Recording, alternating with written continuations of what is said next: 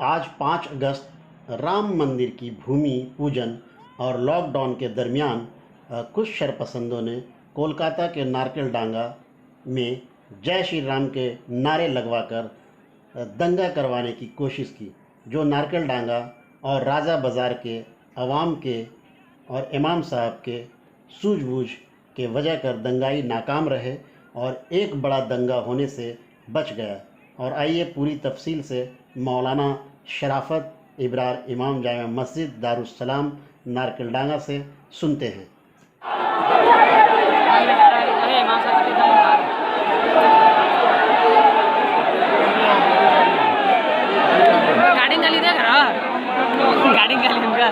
गाड़ी बढ़ाओ इमाम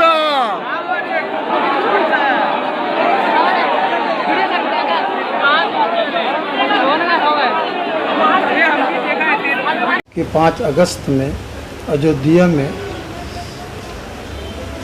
भूमि पूजन को लेकर के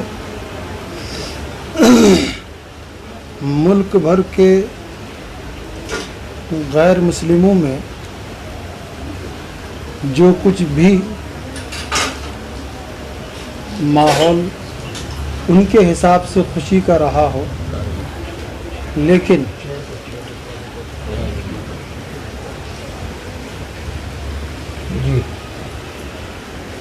मुल्क के 35 करोड़ मुसलमानों के लिए आज उनकी ये भूमि पूजन कहना ये चाहिए कि जैसे जला में नमक छिड़क दिया। इसलिए कि कोई भी धार्मिक चीज़ हो, जब उसमें सियासत और राजनीति शामिल होती है, उसका नतीजा यही निकलता है कि किसी कम्युनिटी के लिए कोई खुशी की चीज़ है तो दूसरों के लिए वो लाजमी तौर पर ज़ख्म को कुरेदने के माने में हो जाती है। और उसी का एक हम लोगों ने आज नारकलडांगा में देखा। ठीक है, वो ये कह सकते हैं कि भाई हम झंडा तो भगवा लगा ही सकते हैं, ये भी कह सकते हैं कि हम जैसे मुसलमान अल्लाह अकबर कहता है तो वो जय श्री राम भी नारा लगा सकते हैं। मगर इन तमाम चीज़ों को, जैसे कि हम अगर अल्लाह अकबर को किसी गैर मुस्लिम भाई को चिढ़ाने के लिए इस्तेमाल करें तो हमारा मज़हब इसको गलत कहता है। हमें ये समझ में नहीं आता है कि हिंदू धर्म में ये क्या मजहबी मामला है कि वो जय श्री राम का नारा वो कोई अपने धार्मिक हिसाब से नहीं, बल्कि ऐसे मौके पर जब लगाते हैं तो वो दरअसल मुसलमानों के नमक पर, मुसलमानों के ज़ख्म पर नमक छिड़कने ही के माने में लगाते हैं। एक ऐसा मोमेंट खड़ा करते हैं कि जिससे मुसलमानों के जज्बात को ठेस पहुँचे। झंडा लगाया उन्होंने, पुलिस को इसका इल्म ज़रूर था। फिर उसके बाद पूजे की नकल उतारने के लिए उन्होंने पूरा नारकलडांगा पोस्ट ऑफिस के सामने वहाँ पे पूरी तैयारी की। वहाँ बाज़ाब्ता छवि और फ़ोटो लगाकर पूजा करने की पूरी तैयारी की। 11-12 बजे उन लोगों ने 11-12 बजे के दरमियान में ये सारा कुछ किया भी, नारे बहुत ज़ोर से लगाए भी। मगर फिर उसके बाद उन सब ने इस नारे को सड़क पर लगाने के लिए एक हुड़ जैसे शुरू की। और जो लॉकडाउन की वजह से जो बैरिकेड लगा हुआ था उसको भी उन लोगों ने फलांग कर मुस्लिम आबादी में, जो मेन रोड ही क्यों न से, लेकिन दोनों तरफ मुस्लिम आबादी है, और उन लोगों ने इसकी कोशिश की कि इसमें इन करके और एक तरह से वो जय श्री राम जो धार्मिक एक उनका अपना नारा हो सकता है, लेकिन मुसलमानों को चिढ़ाने के लिए उन्होंने एक गोया हरबा इस्तेमाल करना चाहा। पुलिस वहाँ पर मौजूद थी जो रोक दी, मगर उन लोगों ने वहाँ खड़े होकर के तब भी अपना जो कुछ करना था वो करने लगे और करना भी चाहा। ज़ोहर की नमाज में जामे मस्जिद दारुस्सलाम से लोग निकले, चांदखा से उधर से लोग नमाज़ पढ़ के निकले। उन लोगों को देख करके भी इन हिंदुओं ने, जो 30-40 की तादाद में थे, और भी अपने नारे में और जय श्री राम वाले नारे में आवाज़ और भी ज़ोरदार कर दिया, बुलंद कर दिया, जैसे जिसको बोलते चित्कारी मारना। तो कम तादाद में मुसलमान कुछ इंगेज किए नहीं और उसको ऐसे ही छोड़ दिया। जामे मस्जिद दारुस्सलाम से जो लोग निकले और फिर कुछ और भी इस तरह से जो मुसलमान नौजवान थे, जला मैदान पास ही में है, तो चूँकि जला मैदान पास में है और जिन लोगों ने ये अरेंजमेंट किया था और इस तरह के एक गोया मुसलमानों को चिढ़ाने के नाम पर ये एक तखरीब कारी का पूरा प्लान बनाया था, मंसूबाबंद तौर पर करना चाहा था।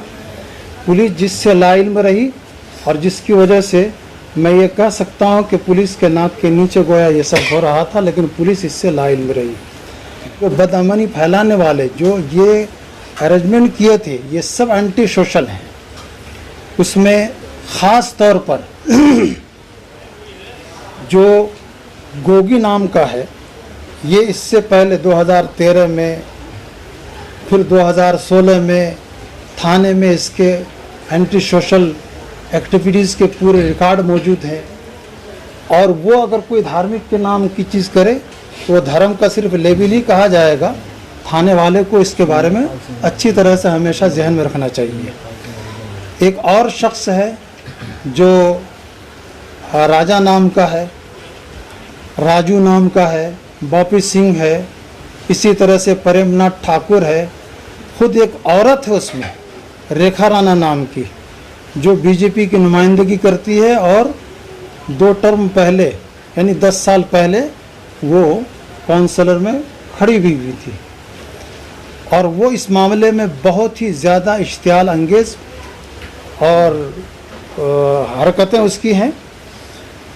ये सब के सब किसी न किसी माने में एंटी सोशल रहे हैं। थाने में ज़रूर इन सब के ये सब रिकॉर्ड हैं। इसके बावजूद धर्म के नाम पर ये सब एक ठेकेदारी अपनाते हुए मुसलमानों के जज्बात को ठेस पहुंचाने के नाम पर इन्होंने आज जो सरगर्मी जाहिर की, हम ये समझते हैं कि पुलिस के नाक के नीचे ये सब होने का मतलब जिनका के रिकॉर्ड भी पुलिस के सामने भयानक अंदाज में मौजूद हो, तो कहा जा सकता है कि पुलिस ने न सिर्फ नाअहली का सबूत दिया बल्कि दानिस्ता तौर पर पुलिस ने इसमें गोया उनकी पुश्त पनाही की और उनकी हौसला अफजाई की। क्या नारकंडा की पुलिस पूरी तरह नाकाम है?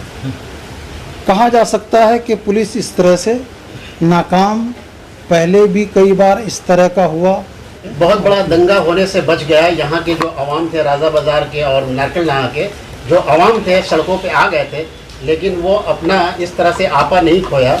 इसके बारे में आप क्या बोलेंगे? ये उनके लिए और सबके लिए न सिर्फ काबिल तारीफ बल्कि उन्होंने ये कहना चाहिए कि इस तरह से अपना आप न खो करके गोया अपना वक़ार को बाकी रखा और कभी भी दुश्मन को ये मौका नहीं देना चाहिए कि अगर उनका कोई एक भड़काए तो 100 भड़के में आ जाए, बल्कि उनका 100 अगर भड़काए तो हमारा कोई एक भी भड़काऊ में ना आए। एक तरफ नारकंडा पुलिस की जो नाकामी देखी गई, दूसरी तरफ मैंने देखा कि डीसीपी साहब नमरोज़ अहमद खान और एसीपी साहब जो हैं कलीमुद्दीन जो हैं, वो आकर मामले को सुलझाया उन्होंने। इसके बारे में क्या बोलेंगे?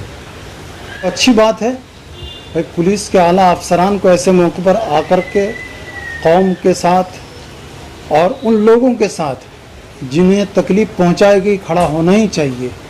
उन्होंने इंसानियत का तो मामला किया ही, उसके साथ साथ ये कहना चाहिए कि जो उनकी वर्दी है उस वर्दी की उन्होंने पूरी जिम्मेदारी निभाई, जिसकी वजह से हम ये कह सकते हैं कि वो इसमें काबिल सताइश और काबिल तारीफ़ इक़दाम करने वाले लोग हैं और उनका हम लोग शुक्रिया भी अदा करते हैं। और उन लोगों का भी जो इस मौके पर वहाँ पर आकर खड़े हो गए और लोगों का अपना आपा खोने नहीं दिया। बहुत बहुत शुक्रिया। अपना तारुफ करा दें। मैं मौलाना शराफत अबरार दिनाजपुरी, जामे मस्जिद दारुस्सलाम नारकुल डांगा मेन रोड का इमाम व ख़तीब